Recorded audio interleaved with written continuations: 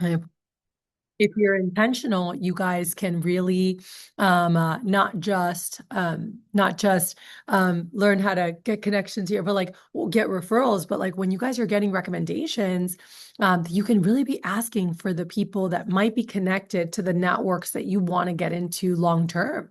Maybe it's for your profession, it's mentorships, it's companies, types of companies that are like dream companies for you, right? Are you asking for people? I was talking to someone the other day and I said, one of the things I always ask customers, I'm like, do you know any self-made millionaires?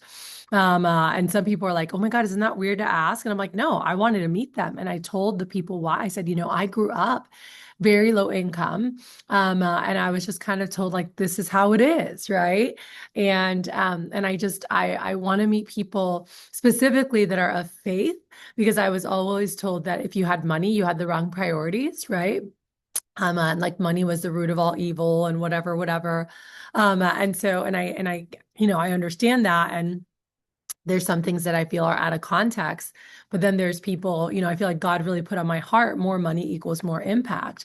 And so when I would talk to customers, I'm like, by the way, do you know any self-made millionaires? I was like, I'm so curious to pick people's brains and how they got where they are, coming from a low income family, like it's really hard to ask for advice because they're just kind of like, this is what it is. Do the best with what you've got, and they don't have the motivation or the focus. And I love meeting people who've done it, who've kind of gotten out of their circumstances and built a new reality for themselves. And so if you know anyone that fits that bucket, I would love to meet them. I'm like, who do you know that has their own business? Who do you know that works from home? Who do you know that does like remote schooling with their kids, like travels the world while schooling kids? Like that was something I knew I was always going to be really interested in. And so just think about some of those things, right? There's one of like, okay, I want better clients. Okay, cool. That's one aspect, right? Of like, you guys get to ask for what you want and network. And if they like you, they want to introduce you to people and you can brainstorm with them at the end, people that can get a lot more. And tomorrow morning, by the way, at 8:30 a.m., Evan and I are going to be tag teaming recommendations and just like how to really ring the rag on the amount that you get. Cool. So I would set that alarm and be back like as we're preparing to get ready for the Super Bowl. I want to make sure that we're super sound in our fundamentals. So one aspect is okay, ask for what you get into the groups you want to get to, ask for those things.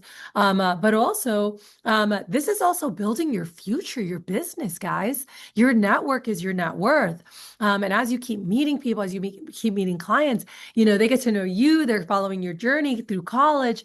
And these are people that then you start that business, or now you're looking for those introductions because you have your degree and you're ready for the next step. And you met customers of yours, clients of yours that were in blank industry or blank industry, and they were like, when you're ready, you better give me a call, and give me a chance to at least pitch you my company, or they know the type of people you want to meet.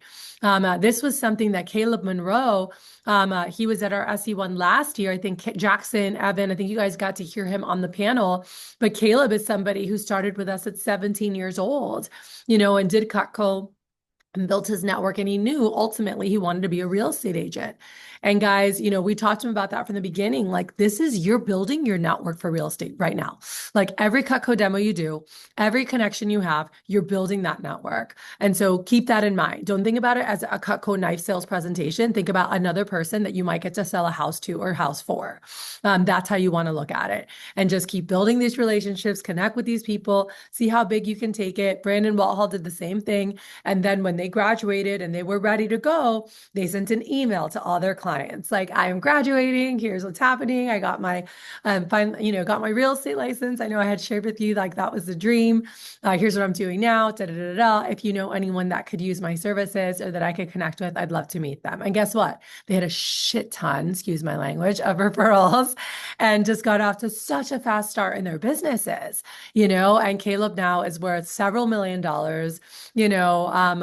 manages assets of over 9 figures or 10 figure. And it's just so cool to watch what he's doing, what's happened. And he'll tell you, like, this is what built it. Everything he does, he modeled around Cutco. The Monroe Group, which is his real estate company that was thriving even during very dark economic times in real estate the last couple of years.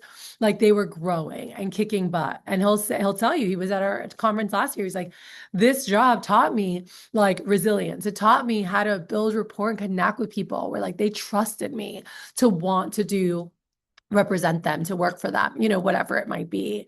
And this is something really important that can make a difference. I think Spencer's sharing Caleb, online, but he just applies so many of his principles from like connecting with his customers on Facebook with Cutco, getting recommendations and leads, to then putting that right into his business, with the Monroe team. It's just so cool.